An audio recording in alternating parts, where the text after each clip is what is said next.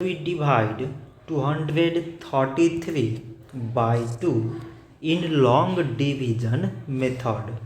So 2 times 1 means 2. On subtracting we get 0.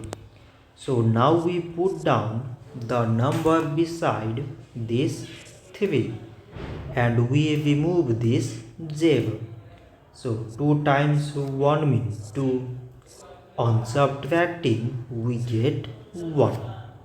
So now this 1 is less than 2.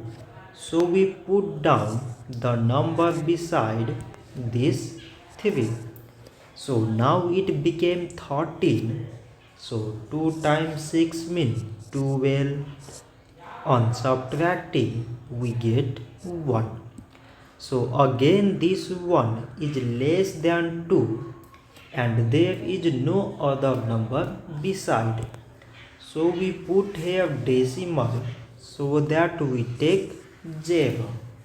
So now it became 10 and 2 times 5 means 10.